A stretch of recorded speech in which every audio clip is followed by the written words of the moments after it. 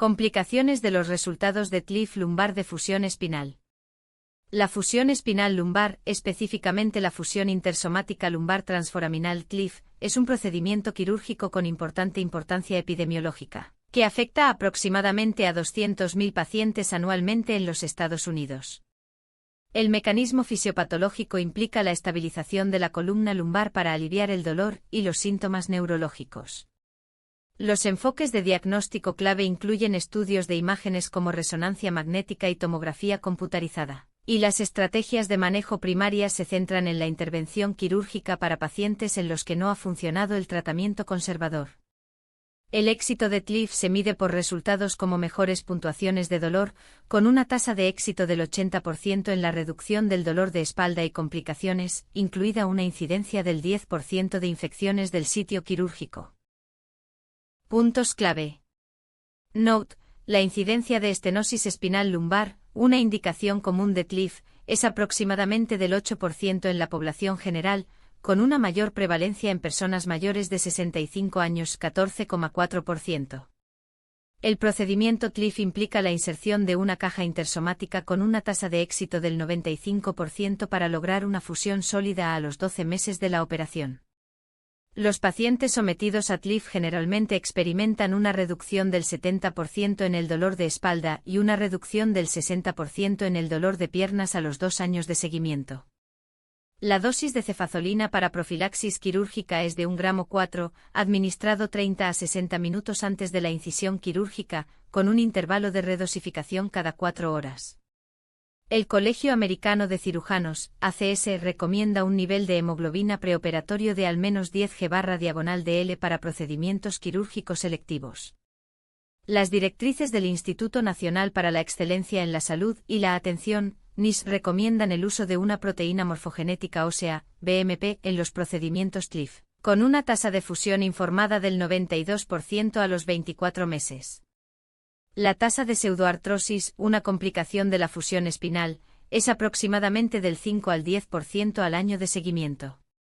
La dosis de gabapentina para el tratamiento del dolor neuropático es de 300 a 3.600 mg/día, dividida en 3 a 4 dosis, y se informó una reducción del 50% en las puntuaciones de dolor. La Organización Mundial de la Salud, OMS, recomienda una evaluación preoperatoria del estado nutricional del paciente, reportándose una incidencia de desnutrición del 25% en pacientes quirúrgicos.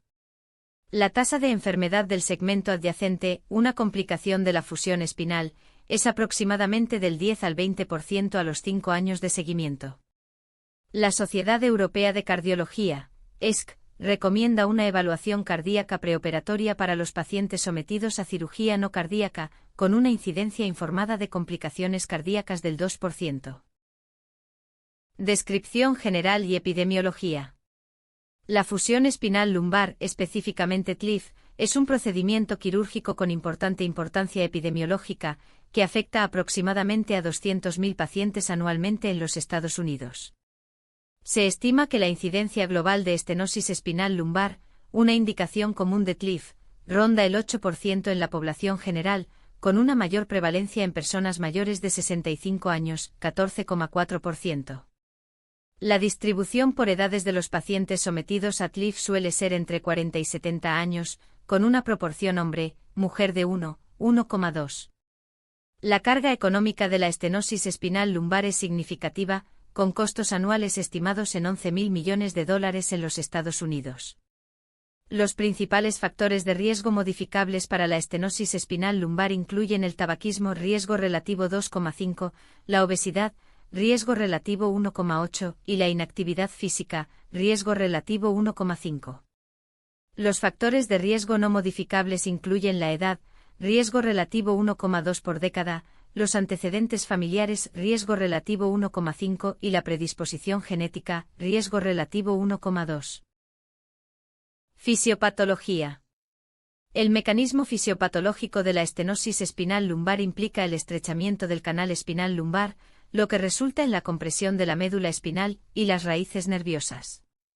Esta compresión provoca inflamación, edema y desmielinización de las raíces nerviosas, lo que provoca dolor, entumecimiento y debilidad en las extremidades inferiores.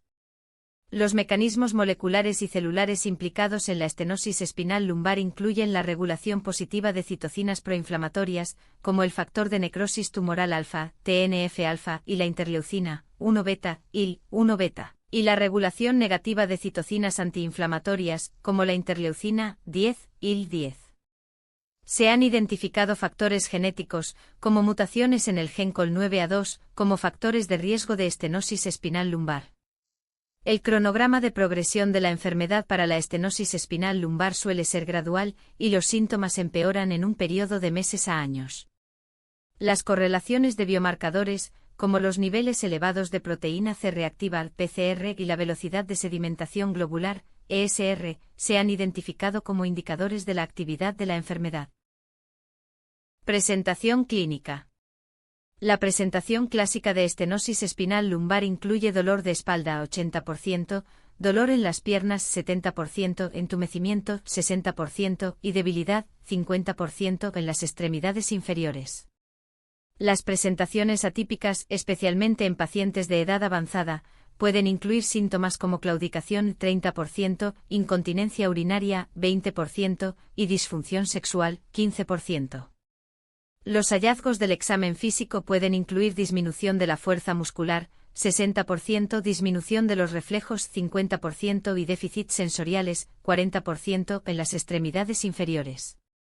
Las señales de alerta que requieren acción inmediata incluyen el síndrome de cola de caballo 1%, la compresión de la médula espinal 2% y las fracturas vertebrales 5%. Se han desarrollado sistemas de puntuación de la gravedad de los síntomas, como el índice de discapacidad de Oswestry (ODI), para cuantificar la gravedad de los síntomas y controlar la respuesta al tratamiento. Diagnóstico. El algoritmo de diagnóstico para la estenosis espinal lumbar generalmente implica una combinación de evaluación clínica, estudios de imágenes y pruebas de laboratorio. Los análisis de laboratorio pueden incluir hemograma completo, CBC, velocidad de sedimentación globular TSR y niveles de proteína C reactiva PCR con rangos de referencia de 4000 a 10.000 células /L, 0 a 20 mm /H y 0 a 10 mg /L, respectivamente. Los estudios de imágenes, como la resonancia magnética y la tomografía computarizada, generalmente se utilizan para confirmar el diagnóstico y evaluar el alcance de la estenosis espinal. Se han desarrollado sistemas de puntuación validados, como el cuestionario de claudicación de Zurich (ZCQ), para cuantificar la gravedad de los síntomas y monitorear la respuesta al tratamiento. El diagnóstico diferencial con características distintivas incluye afecciones como la enfermedad degenerativa del disco, la espondilolistesis y los tumores espinales. Manejo y tratamiento. La estabilización de emergencia, los parámetros de seguimiento y las intervenciones inmediatas para pacientes con estenosis espinal lumbar pueden incluir reposo en cama, tratamiento del dolor con paracetamol, 650 a 1000 mg/VO cada 4 a 6 horas, o ibuprofeno, 400 a 800 mg VO cada 6 a 8 horas, y fisioterapia para mantener la amplitud de movimiento y la fuerza.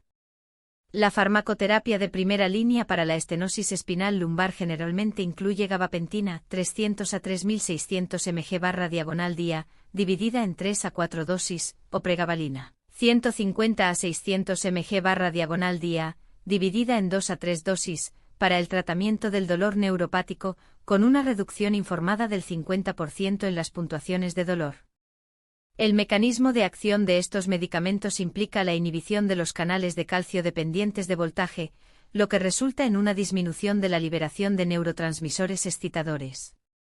El plazo de respuesta esperado suele ser de 2 a 4 semanas, con parámetros de seguimiento que incluyen puntuaciones de dolor, fuerza muscular y reflejos. Key Points: embarazo, categoría de seguridad C. Los agentes preferidos incluyen paracetamol, 650 a 1000 mg VO cada 4 a 6 horas, y fisioterapia, con ajustes de dosis y seguimiento según sea necesario. Enfermedad renal crónica, ajustes de dosis basados en la TFG. Las contraindicaciones incluyen gabapentina TFG 30 ml/min y pregabalina, TFG 60 ml/min. Insuficiencia hepática, ajustes de Child-Pugh. Los agentes contraindicados incluyen paracetamol, Child-Pugh C, e ibuprofeno, Child-Pugh B. Ancianos, 65 años. Reducciones de dosis, consideraciones sobre los criterios de Beers, polifarmacia, con una incidencia reportada del 20% de reacciones adversas al medicamento. Complicaciones y pronóstico. Las principales complicaciones de TLIF incluyen infecciones del sitio quirúrgico 10%, pseudoartrosis 5 a 10% y enfermedad del segmento adyacente 10 a 20%. Los datos de mortalidad incluyen una tasa de mortalidad a 30 días del 0,5%, una tasa de mortalidad a un año del 2% y una tasa de mortalidad a 5 años del 10%. Se han desarrollado sistemas de puntuación de pronóstico como el índice de comorbilidad de Charlson CCI, para predecir los resultados y guiar el tratamiento. Los factores asociados con malos resultados incluyen edad, 65 años, comorbilidades, por ejemplo, diabetes, hipertensión y tabaquismo. Cuando intensificar la atención /remitir a un especialista incluye pacientes con síntomas graves, comorbilidades significativas o mala respuesta al tratamiento. Los criterios de ingreso a la UCI incluyen pacientes con insuficiencia respiratoria, inestabilidad cardíaca o deterioro neurológico. Avances recientes y terapias emergentes, 2020 a 2024. Las nuevas aprobaciones de fármacos incluyen el uso de denosumab, 60 mg SC cada 6 meses para el tratamiento de la osteoporosis, con una reducción del 60% en las fracturas vertebrales. Las pautas actualizadas incluyen el uso de BMP en procedimientos TLIF, con una tasa de fusión informada del 92% a los 24 meses. Los ensayos clínicos en curso incluyen el uso de células madre para la fusión espinal, con una tasa de éxito del 80% para lograr una fusión sólida 12 meses después de la operación. Educación y asesoramiento al paciente. Los mensajes clave para los pacientes incluyen la importancia de modificar el estilo de vida, como la pérdida de peso y el ejercicio, y la necesidad de citas de seguimiento periódicas para controlar los síntomas y ajustar el tratamiento según sea necesario. Las estrategias de cumplimiento de la medicación incluyen el uso de pastilleros y recordatorios, con una mejora informada del 20% en el cumplimiento. Las señales de advertencia que requieren atención médica inmediata incluyen dolor de espalda intenso, entumecimiento o debilidad en las extremidades inferiores, con una incidencia reportada del 10% de visitas al departamento de emergencia.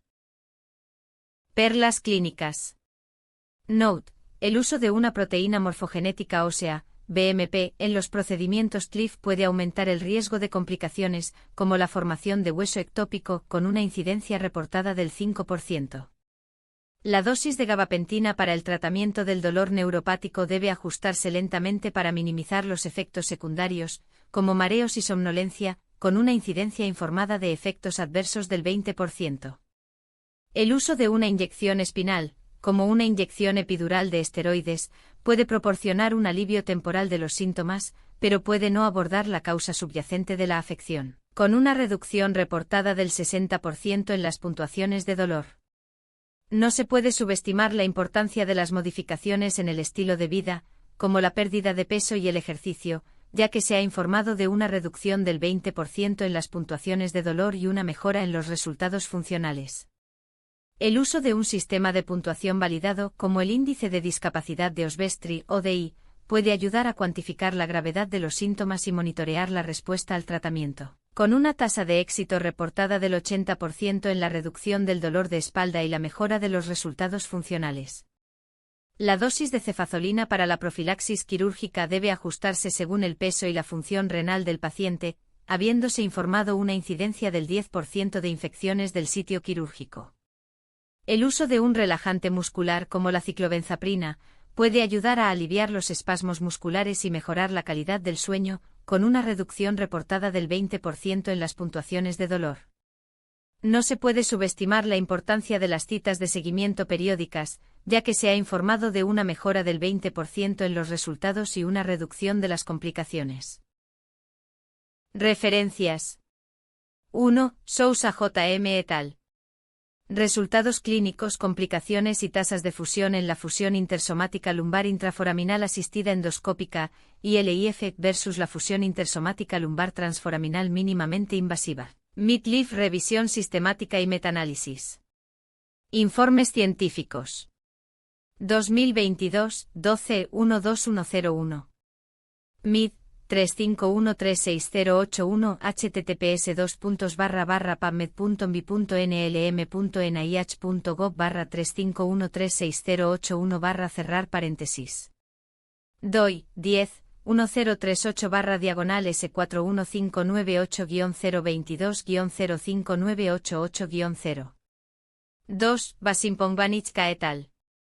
Tratamientos quirúrgicos para enfermedades de la columna lumbar, CLIF frente a otras técnicas quirúrgicas, una revisión sistemática y un metaanálisis. Fronteras en cirugía. 2022 9-829469. MID 3536045 https://pubmed.nlm.nih.gov 3536045 cerrar paréntesis. DOI 10.3389/FSURC 2022.829469. 3. Lin GX et al. Evaluación de los resultados de la fusión intersomática lumbar endoscópica biportal en comparación con las operaciones de fusión convencionales, una revisión sistemática y un metaanálisis. Neurocirugía mundial. 2022, 160, 55-66. MID 350858505 https://pubmed.nlm.nih.gov 350858505 cerrar paréntesis.